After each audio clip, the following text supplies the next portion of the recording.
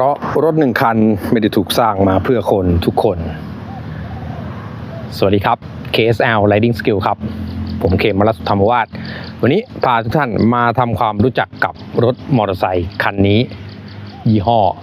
Royal Alloy ชื่อรุ่นของเขาก็คือ Gran Turismo 150 Elegant ครับ Royal Alloy เนี่ยเขาเป็นยี่ห้อที่มีมานานแล้วนะครับมีพื้นเพมาจากประเทศอังกฤษนะครับแล้วก็ได้มาเปิดโรงงานผลิตประกอบในประเทศไทยนะครับแล้วก็จำหน่ายรถจักรยานยนต์นะครับโดยที่ภาพลักษณ์ก็จะเน้นเป็นแบบเนี้ยสไตล์คลาสสิกสไตล์ย้อนยุคแต่ว่าในรายละเอียดจริงๆของรถจักรยานยนต์รุ่นนี้ผมจะบอกว่ามันคือการพัฒนาด้วยการบรรจุเอาเทคโนโลยีของยุคสมัยใหม่เข้าไปในบอดี้ของรถในสไตล์คลาสสิกซึ่ง Royal Alloy นะครับวางจำหน่ายรุ่นนี้ให้ชื่อรุ่นว่า Gran Turismo นะครับตั้งชื่อมาขนาดนี้มีนัยยะแน่นอนครับมันคืออะไรที่ไปได้ไกลกว่าแค่การใช้ในชีวิตประจำวันนะครับเดี๋ยวเรามาทำความรู้จักไปพร้อมๆกันเพราะนี่คือ Royal Alloy คันแรกที่ผมได้ขับขี่และรีวิวไปฝากทุกท่านเช่นกันครับสำหรับ Gran Turismo 150 ในรุ่น Elegant เนี่ยเขาจะมีความพิเศษอยู่ตรงหนึ่งตรงที่ว่าหน้ารถเนี่ยตรงปลายบังโคลหน้าเนี่ยเขาจะมีโมเดลเครื่องบินสีเงินประดับอยู่จะเป็นเครื่องบินรุ่น Spitfire นะครับเป็นของอังกฤษนะเขาก็เลยทำเป็นโมเดลที่มันเป็นโครเมียมมาไว้ที่ปลายบังโคลหน้านะครับอันนี้เป็นความพิเศษใน Gran Turismo 150ก่อนอื่นนะครับ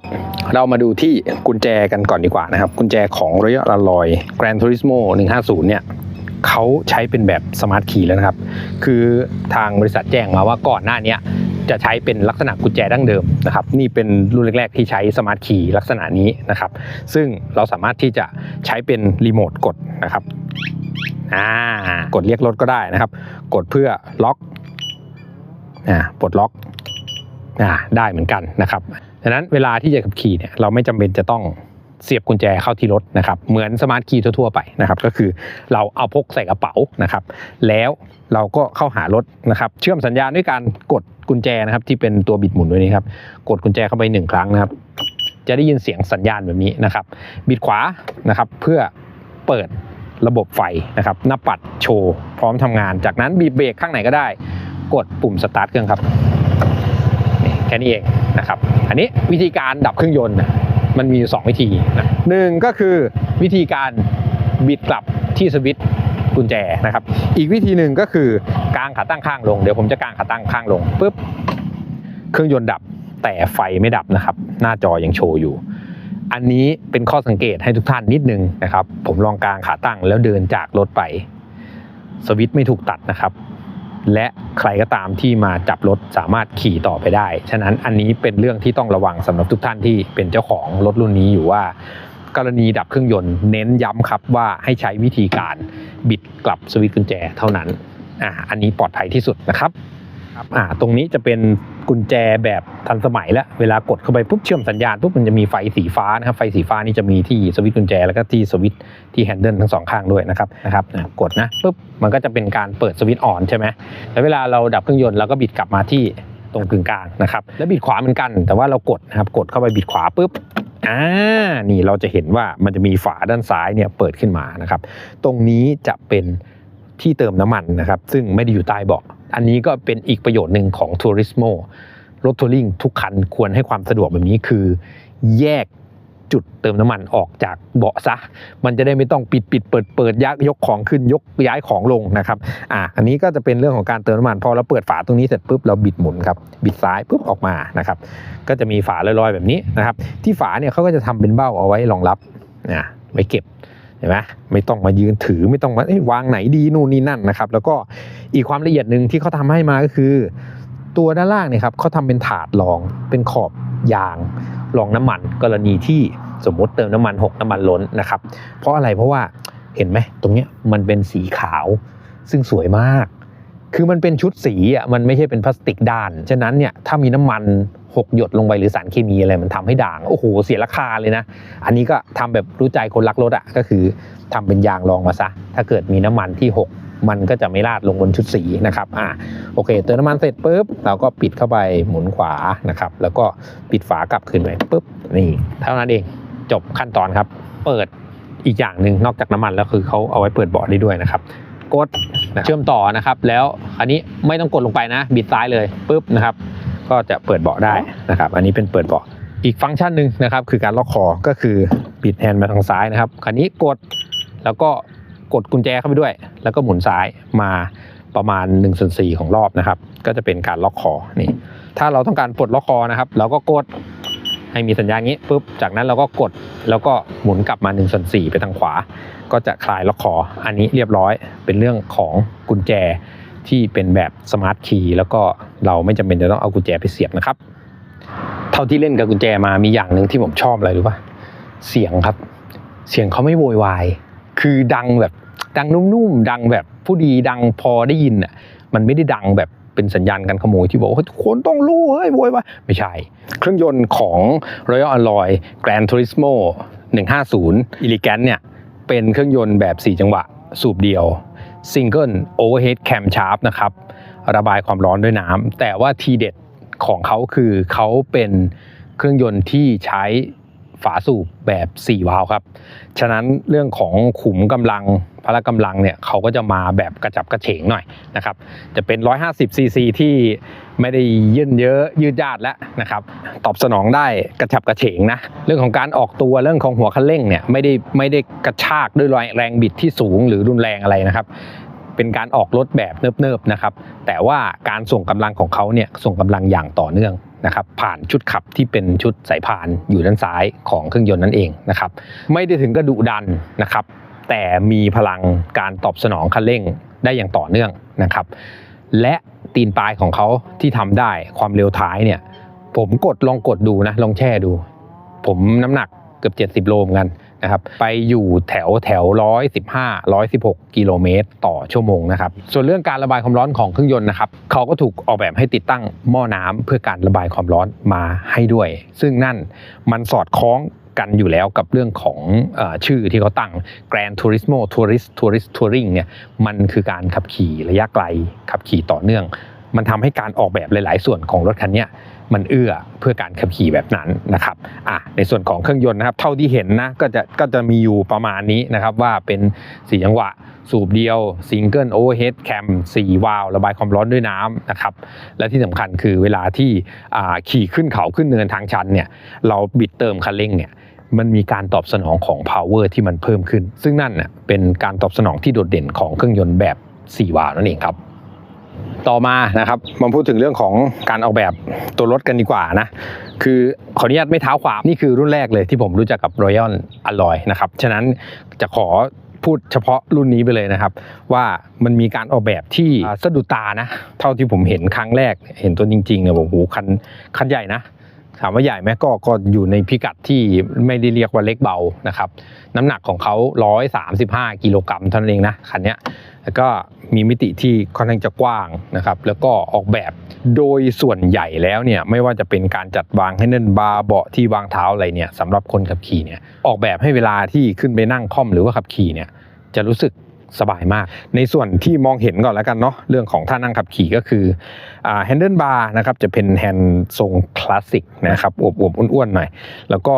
มันจะใช้สีโทนสีน้ำตาลซึ่งมันจะสอดคล้องกับเบาะนี่ก็มีทีเด็ดของเขานะครับคือหนังหุ้มเบาะเนี่ยค่อนข้างจะนุ่มฟองน้ำให้แบบนุ่มมาเป็นแบบที่มองด้วยตาก็เห็นว่ามันเป็น2ชิ้นและมันเป็น2ชิ้นแบบจริงจังเพราะว่าเขาออกแบบให้ใต้เบาะคนขับขี่เนี่ยมีที่เก็บของด้วยนะเวลาที่เราเปิดเบาะขึ้นมานะครับเนี่ยมันเป็นเบาะแบบแยกแบบจริงจังอ่ะคือเบาะคนนั่งเนี่ยคือตายตัวไปเลยนะครับแต่ว่าเบาะคนขับเนี่ยตอนหน้าเนี่ยจะถูกทำให้มันเป็นที่วางของที่เก็บของนะครับซึ่งก็จะมีขนาดประมาณนึงใช้งานได้นะครับแต่ว่าก็จะมีการสะสมของความร้อนอยู่พอสมควรนะเพราะว่ามันวางอยู่เหนือเครื่องยนต์โดยตรงเลยนะครับเลือกนิดนึงว่าจะเอาอะไรเก็บไว้ในนี้นะครับหรือว่าถ้ามีโอกาสก็ทำแผ่นฉนวนกันความร้อนไว้สักชั้นหนึ่งก็ดีนะครับ Royal Alloy Gran Turismo 150 Elegance เนี่ยตัวเบาะและกริปแฮนด์เนี่ยมีระบบให้ความร้อนด้วยนะแต่ว่าในประเทศไทยมันไม่จำเป็นเขาก็เลยไม่ได้ให้มานะครับถามว่าถ้าอยากใช้ทำไง ซื้อเพิ่มได้นะมีขายนะครับเป็นออปชันแต่ว่าถ้ารถสแตนดาร์ดโชว์รูมจะไม่มีนะครับจะให้เป็นเบาะสแตนดาร์ดธรรมดาแบบนี้มานะครับซึ่งเวลาเบาะเปิดขึ้นมาเนี่ยสังเกตนิดนึงข้อสังเกตผมนะมันเปิดได้สูงแบบชนแฮนด์เลย ดีนะที่มันเป็นเบาะมันนิ่มนะมันไม่ได้ไปทำให้เป็นลงเป็นรอยแล้วเพราะตรงนี้ก็จะเป็นครอบเรือนไม้ที่เป็นชุบโครเมียมมานะครับเดี๋ยวจะเป็นรอยซะก็จะมีเบาะของผู้โดยสารซึ่งอยู่ตอนหลังเนี่ยที่ขยับเปิดไม่ได้นะครับเปิดไว้ต่อได้ตอนเดียวข้อดีก็คือว่าเวลาที่เราไปขี่ทัวร์เราจะมีของมีสัมภาระใช่ไหมของที่เราต้องการที่จะแพ็คเก็บแบบไม่หยิบไม่ใช้นะครับถึงที่หมายแกะครั้งเดียวเราก็เอามาไว้ตอนหลังเลยแล้วเวลาที่เราต้องการหยิบของที่มันต้องใช้บ่อยๆเราก็สามารถที่จะเปิดเบาะตอนหน้าเพื่อที่จะหยิบใช้อันนี้ก็เป็นความสะดวกอย่างหนึ่งเลยนะมาพูดถึงเรื่องสัมภาระคือมีข้อควรระวังอีกอย่างหนึ่งที่ผมสังเกตเอาเองนะว่ามันไม่ควรจะมีอะไรมาวางที่บริเวณที่วางเท้าตรงนี้เพราะอะไรเพราะว่าบอดี้ของตัวรถเนี่ยเขาปิดคลุมมิดชิดเลยนะครับและช่องรับลมที่จะพาเอาความร้อนจากเครื่องยนต์บริเวณนี้ออกมาด้านหลังเนี่ยมันมีอยู่แค่ไม่กี่ช่องนะครับซึ่งอยู่บริเวณนี่ครับด้านข้างนี่ซ้ายขวาแล้วก็ตรงนี้นะตรงกลางบอดี้รถเนี่ยเป็นแนวขวางอีก3ช่องเท่านั้นเองนะครับสมมุติว่าถ้าคุณหาอะไรสักอย่างหนึ่งมีกระเป๋าจะเดินทางปุ๊บมัดไม่พอแล้วเอากระเป๋าอีกอันนึงก็มาวางปุ๊บไปเนี่ยบังโป๊ะเข้าไปตรงนี้นะเท่ากับว่าลมไม่มีโอกาสผ่านตรงนี้เลยความร้อนในเครื่องยนต์มีโอกาสสะสมสูงมากกว่าเดิมอีกนะครับเพราะว่าเท่าที่ลองขี่มาเนี่ยขี่ไปนี่จับตรงนี้อุ่นเลยนะอันนี้ก็เป็นข้อควรระวังกันนะครับน้ำหนักรถไม่รวมเชื้อเพลิงนะไม่รวมของเหลว135กิโลพอเติมน้ำมันเข้าไปถังน้ำมันของเขา9ลิตรนะครับบวกน้ำมันเครื่องบวกอะไรผมตีบวกเข้าไปอีก10กิโลน้ำหนักพร้อมขี่น่าจะอยู่ประมาณ145กิโลกรัมแล้วก็เป็นรถที่เวลาอยู่บนขาตั้งกลางเนี่ยรถเขาไม่ได้ลอยสูงนะครับเดี๋ยวผมจะลองเอาลงให้ดูนะปึ๊บเห็นไหมนิดเดียวเองเวลาเอาขึ้นนะครับเวลาเอาขึ้นเราก็เหยียบขาตั้งนะครับก็มันก็จะทำให้ขึ้นได้ง่ายมากด้วยเพราะด้วยความที่รถเขาไม่ได้อยู่สูงจากพื้นมากนะครับเดี๋ยวมาดูท่าทางการขับขี่กันบ้างช่องขาตรงนี้คือกว้างมากกว้างแบบกว้างสบายอ่ะขึ้นลงง่ายนะครับแล้วตรงพื้นฟลอร์เนี่ยมันเป็นพื้นเรียบไงมันยิ่งทำให้รู้สึกแบบรีแลกซ์เวลาขึ้นมาอยู่บนรถคันนี้แล้วรู้สึกสบายจังเบาะนุ่มมากกว้างนั่งเต็มก้นนะครับนั่งเต็มดีมากๆเลยนะครับแล้วก็ตัวกริปแฮนด์นะครับอยู่ไม่ไกลคือมันเป็นท่าที่โดยรวมแล้วสบายอ่ะที่วางเท้าก็กว้างแล้วเนี่ยผมวางเท้าได้แบบ1สเต็ปอันนี้หน้าสุดอันนี้หลังสุดมันอาจจะไม่มีระดับเอียงนะแต่ว่าแค่นี้ผมก็รู้สึกว่าเฮ้ยมันสบายอ่ะอีกอันนึงที่อาจจะมองด้วยตาไม่ออกแต่รู้สึกได้ชัดคืออะไรรู้ป่ะคือแถบยางบนที่วางเท้าเนี่ยพื้นที่ส่วนใหญ่จะเป็นเนี่ยครับพลาสติกสีขาวผิวมันเงานะแต่ตัวสีดำที่เห็นเนี่ยที่จะมีถาดกลางเป็นโลโก้ของ Royal Alloy เนี่ยแล้วก็จะมีเส้นสีดำ2เส้นข้างๆที่เป็นลายกันลื่นเนี่ยผมจะบอกว่ายางเขาดูดรองเท้าดีมากคืออย่างหนึบอะวางแล้วแบบโอ้โหคือรู้สึกเลยว่าแบบเอาเท้าวางปุ๊บเนี่ยเฮ้ยมันดูดเท้าแบบเนี้ยอยากได้คือมันเป็นอะไรที่ว้าวโอเคเลยมากๆกับการเหยียบบนที่วางเท้าขนาดกว้างว่ารู้สึกดีแล้วนะมีการหนึบดูดเท้าเข้าไปอีกยิ่งดีใหญ่เลยนะครับมือเบรกนะครับมือเบรก2ข้างเนี่ยก็จะบอกว่านิ้วชี้มันก็จะเกินมาหน่อยถ้าจะจับให้พอดีนี่มันต้องเอามือมาทางปลายแฮนด์นิดนึงนะครับถึงจะพอดีแต่ว่าขนาดของเขาอะใหญ่ดีนะเต็มไม้เต็มมือดีแล้วก็สวยมองออกมาแล้วมันสวยเป็นชิ้นงานที่เป็นสีอลูมิเนียมนะมันเข้ากับสีตัว cover ของชุดสวิตช์แฮนด์เนี่ยที่มันเป็นโครเมียมด้วยการกระจกเป็นแบบทรงคลาสสิกแน่นอนทรงกลมขายดีสุดนะครับแล้วเขาก็จะมีเนี่ยนะลายโลโก้ด้วยนะ RA นะ Royal Alloy นะครับเป็นกระจกที่ก้านสูงยกสูงยาววางกว้างกว่าไหล่ฉะนั้นทัศนวิสัยในการมองดีมากนะครับจะมีบ้างเรื่องของความสั่นสะเทือนแต่มันไม่ได้รบกวนการมองรถที่วิ่งผ่านมาข้างหลังนะส่วนผู้โดยสารนะครับก็จะมีที่วางเท้านะเขาจะใช้แบบดึงออกมานะครับแล้วก็พับเก็บนะครับพับเก็บปุ๊บเนียนเรียบไปกับด้านข้างรถเลยแล้วก็จะมีบาร์ท้ายที่ผู้โดยสารสามารถที่จะใช้หยิบจับยึดรวมไปถึงถ้าขี่คนเดียวเราสามารถที่จะใช้ตัวเนี้ยเป็นแหลกรัดสัมภาระได้เป็นอย่างดีเลยแข็งแรงมากครับผมระบบกันสะเทือน ตัวนี้จะเป็นช็อคอัพที่จะบอกว่าคงความคลาสสิกเอาไว้พื้นฐานเลยนะครับช็อคอัพหน้าก็จะเป็นเทเลสโคปิกสั้นๆทั้งขนาดและสโตรกการทำงานของเขาไม่มีอะไรซับซ้อนนะครับกลไกง่ายๆนะครับส่วนด้านหลังนะครับก็จะเป็นช็อคอัพหลังคู่นะครับสามารถปรับระดับความแข็งของสปริงได้5ระดับนะครับสแตนดาร์ดตัวนี้อยู่กึ่งกลางที่ระดับ3นะครับก็มันซุกซ่อนอยู่ใต้กระโปรงของตัวรถแบบเหลือแค่ปลายหูล่างมาให้เห็นนิดเดียวเองนะครับมิดชิดมากตัวนี้นะครับแล้วก็การทำงานก็เช่นกันนะครับสโตรกค่อนข้างน้อยนะครับก็ทำให้เวลาที่ขับขี่เนี่ยเราจะไม่ได้รู้สึกว่ารถมันนุ่มนวลมากนักแต่พอขี่มีความเร็วแล้วมันมีปัจจัยอื่นที่ทำให้รู้สึกว่าเฮ้ยรถมันมั่นคงนะครับนั่นก็คือเรื่องของระยะฐานล้อครับจากแกนล้อหน้าถึงแกนล้อหลังของ Royal Alloy Gran Turismo 150 Elegance เนี่ยยาวถึง 1,380 มิลลิเมตรยาวมากถ้าเทียบกับรถในคลาสเดียวกันและนั่นเป็นเหตุผลว่ามันเป็นรถที่วิ่งได้มั่นคงมากแม้กระทั่งที่ความเร็วสูงสุดบิดหมดปอกหมดคันเร่งผมก็ยังรู้สึกว่ารถมันยังทรงตัวได้อย่างมั่นคงแม้การทำงานของกันสะเทือนจะไม่โดดเด่นนะครับแต่การทรงตัวของรถไม่รู้สึกเลยว่ามันจะทำให้เราไม่มั่นใจนะรถยังคงทรงตัวได้ดีนะครับก็ชดเชยกันไปนะอีกส่วนหนึ่งที่มีส่วนสำคัญนะครับก็คือยางซึ่งยางที่ใช้นะครับจะเป็นยางยี่ห้อคิมสันนะครับทั้งยางหน้ายางหลังก็จะให้ไซส์เดียวกันมานะครับก็จะเป็นไซส์120/70วงล้อ12นิ้วนะครับเป็นล้อแม็กนะครับขนาดเล็กๆหน้ากว้างนะครับให้ยางขนาดใหญ่มานะครับมันก็เลยทำให้รู้สึกมีความมั่นคงในการขับขี่ดียิ่งขึ้นนะครับยางชุดนี้ขี่แห้งถือว่าดีทีเดียวนะครับไม่ธรรมดาเวลาบังคับเลี้ยวเนี่ยมั่นคงใช้ได้นะครับเป็นรถที่มีฐานล้อกว้างแต่วงเลี้ยวสามารถทำได้แคบและนิ่งมากนะครับเบรกสามารถคอนโทรลได้ง่ายนะครับจานหน้าจะเป็นจานแบบหยักแบบจานแบบเวฟที่เราเรียกกันเวฟโรเตอร์นะแต่จานหลังจะเป็นจานเรียบแล้วก็จะเป็นระบบเบรกที่มาพร้อมกับ ABS ทั้งล้อหน้าและล้อหลังนะครับ ABS ที่มีจังหวะการทำงานที่ค่อนข้างห่างนะครับดูจากโรเตอร์ที่ข้างจานเบรกก็ได้นะคือการเซาะล่องของเขาจะใหญ่นะครับแล้วก็มีระยะห่างค่อนข้างเยอะนั่นทำให้การจับปล่อยของ ABS เนี่ยมันเป็นลูกที่ห่างๆนะครับถูกยิงต้านมือออกมาเป็นลูกๆนะครับข้อสังเกตอีกอันนึงที่ผมทดลองได้ใช้ดูก็คือน้ำหนักในการบีบเบรกของเบรกหลังเนี่ยมันจะตึงกว่าเบรกหน้าเราจะสามารถบีบได้ลึกกว่านะครับ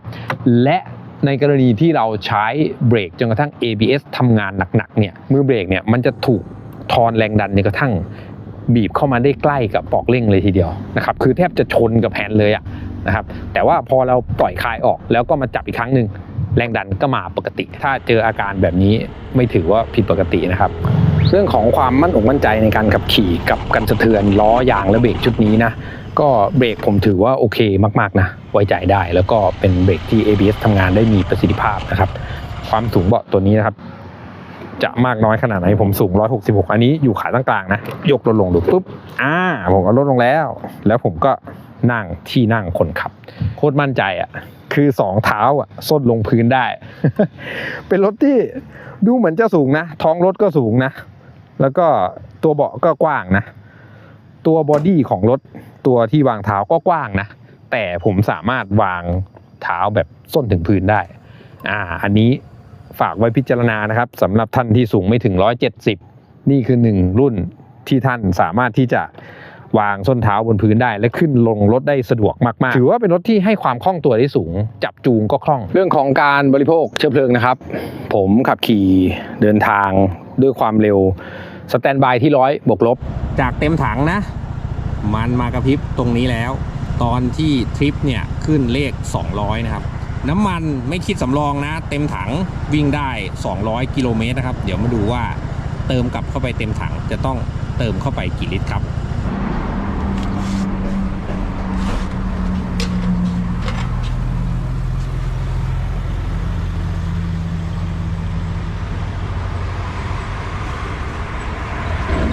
อีกอันหนึ่งที่จะไม่พูดถึงไม่ได้นะครับคือในส่วนของความสะดวกของตะขอเกี่ยวนะครับตัวนี้จะเป็นตะขอที่อยู่ตรงคอรถในตำแหน่งยอดนิยมนะครับวิธีใช้ก็คือกดด้านล่างครับให้ด้านบนมันกระดกขึ้นมานะครับเราเกี่ยวของเข้าไปนะครับจากนั้นเราปล่อยครับ มันก็จะงับกลับเข้าไปที่เดิม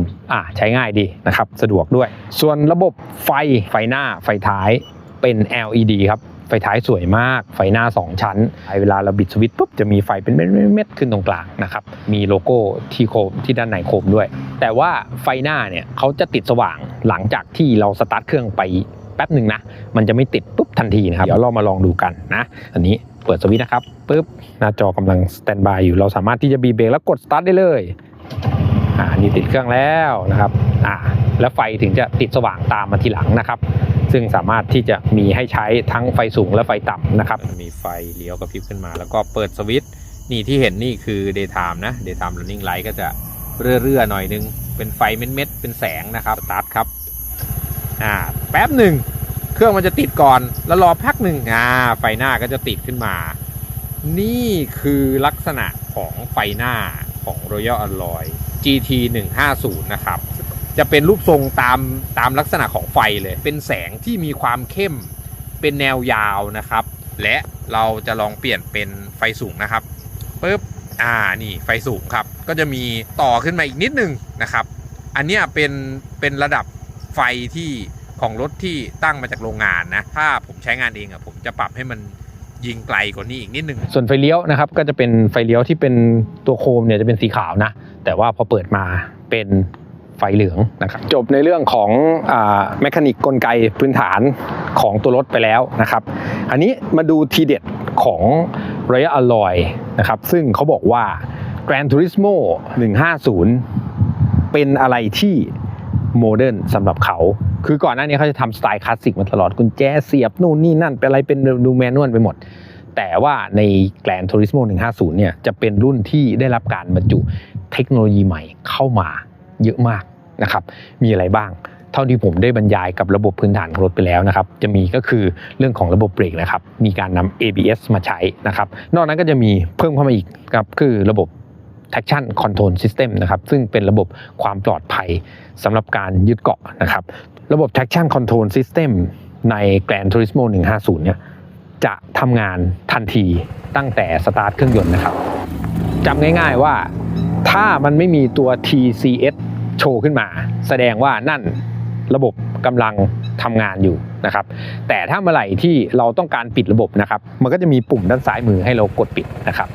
ใช้วิธีนะครับก็คือหยุดรถก่อนนะแล้วก็กดค้างไว้ประมาณ 3-5 วินาทีให้เรากดที่ตรงนี้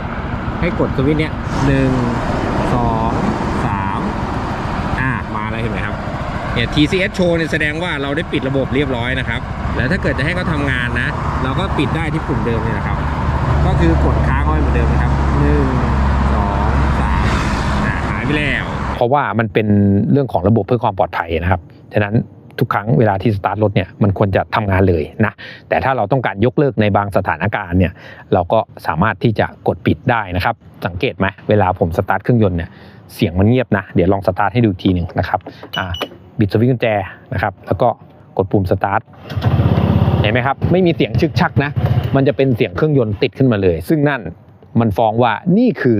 ระบบสตาร์ทเครื่องยนต์โดยปราศจากการใช้มอเตอร์ไฟฟ้านะครับ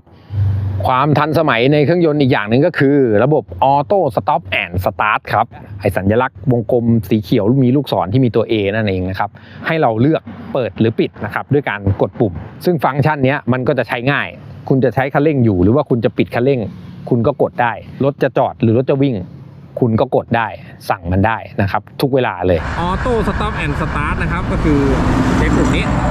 ที่แฮนด์ด้านขวานะครับอันนี้ไม่ซับซ้อนครับใช้กดแล้วปล่อยครั้งเดียวเลยนะครับเงื่อนไขมีอย่างเดียวคือจะต้องขับรถให้เร็วเกิน15 กิโลเมตรต่อชั่วโมง1ครั้งก่อนนะครับเมื่อกี้น่าจะเกินแล้วผมลองกดดูนะตึ๊บนี่เห็นไหมมาแล้วตึ๊บ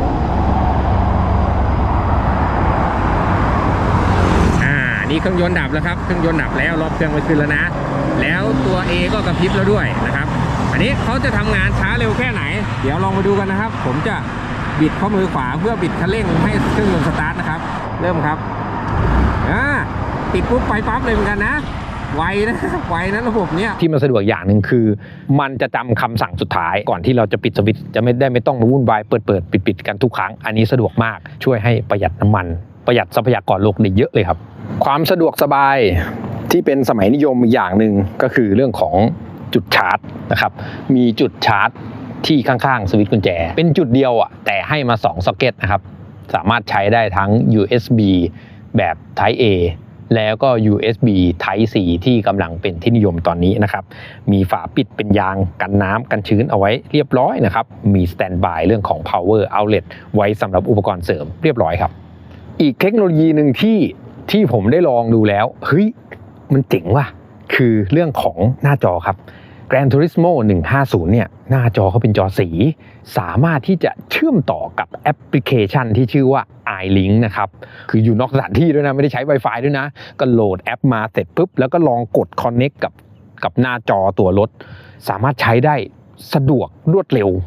มากๆเราจะต้องมีแอปพลิเคชันนะครับซึ่งจะใช้เป็นการเชื่อมต่อกับรถนะครับกดโหมดครับมันจะมาหน้านี้นะครับเราจะเห็น QR code ตัวเนี้ยเราสามารถที่จะสแกนนะครับแล้วก็ดาวน์โหลดมาแล้วก็ทำการเชื่อมต่อได้นะครับเป็นแอปพลิเคชันที่ชื่อว่านี่ครับ iLink ตัวนี้ก็กดเข้ามานะจนกระทั่งถึงหน้าจอที่เขาต้องการ connect กับแดชบอร์ดนะครับซึ่งก็คือหน้าจอของหน้ารถนั่นเองเดี๋ยวผมจะลอง connect ดูนะว่ามันจะสามารถทำอะไรยังไงได้บ้างนะครับตึงนี่มันจะมีโค้ดตัวนี้ select device ตึงกดอนุญาตให้การอนุญาต Hey Cardo Radio Off Cardo ผมเชื่อมต่อไปด้วย iLink นี่ตึงปรากฏซิ Connecting อยู่ครับบันทึกแคสด้วยไหมเอาเริ่มเลยอนุญาตไปเลยดูซิมันจะได้ไหมจอดำนี่มาแล้ว Location โอเค Accept ครับปึ้งเข้าไปโอเคเป็นภาษาไทยด้วยนะโดยที่ข้อมูลสำคัญของการขับขี่อย่างเช่นนี่นะครับรอบเครื่องยนต์ยังอยู่ปริมาณน้ำมันยังอยู่อันนี้ความร้อนแล้วก็ความเร็วอยู่ตรงกลางนี่สกรีนมิเรอร์ตึ้งเริ่มบันทึกเริ่มเลยลองนี่ไงนี่เป็นหน้าจอเดียวกับตัวโทรศัพท์เราแล้วนะครับตอนนี้หลังจากนั้นผมจะมาที่นี่เฮ้ยเหมือนเลยเหมือนโทรศัพท์เหมือนจอโทรศัพท์เป๊ะลองมาดูที่ถ้าเป็น Google Map ใช้แนวนอนได้ไหมถึงนี่เป็นไงหมุนโทรศัพท์เป็นแนวนอนปุ๊บมันเป็นแนวนอนได้เลยแล้วก็ที่มันเชื่อมต่อด้วยกันอีกอย่างนึงพ่วงกันไปเลยคือบลูทูธที่ผมใช้กับหมวกกันน็อกเนี่ยตัวเนี้ย Cardo Freecom 4X นะครับมันก็ทำให้ผมเนี่ยได้ยินเสียงนะครับคำสั่งในการนำทางด้วยอันนี้คือคำว่า mirror คือกระจกคือหน้าจอโทรศัพท์ยังไงมันจะอย่างนั้นเลยซึ่งถ้าเราปิดหน้าจอโทรศัพท์เราเก็บพักหน้าจอปุ๊บเห็นไหมมันจะหายไปด้วยอันนี้เรารู้ข้อจำกัดของสกรีนมิเรอร์ริงไปแล้วนะครับมันมีอีกอันนึงที่เขาแนะนำมาก็คือว่าให้เรามาเลือกในส่วนของเมนูที่เขียนว่า search address นะครับตัวนี้นะครับจะทำงานร่วมกับ Google เลยนะก็คือเราสามารถที่จะพิมพ์คำค้นหาเจอนะครับนี่เขาเจอสถานีรถไฟนะผมก็จะจิ้มไปเลยวันนี้เราก็จะมาที่ Start Navigation ที่อยู่ด้านล่างแถบสีฟ้าเนี่ยครับปึ๊บไปแล้วนู่นเห็นไหมสิ่งที่มันดีกว่ามิเรอร์ก็คือเราสามารถที่จะกดพักหน้าจอแล้วเก็บโทรศัพท์ใส่ในกระเป๋าในขณะที่เราสามารถยังคงใช้หน้าจอของรถในการนำทางเพื่อการเดินทางเป็นเนวิเกเตอร์ได้ตลอดเส้นทางเลยครับคือสะดวกเลยสำหรับคนที่ชอบการเดินทางนะแผนที่จำเป็นอยู่แล้วแล้วก็อันเนี้ยมันตัดปัญหาอย่างหนึ่งก็คือว่าเราไม่ต้องไปทำลักษณะของ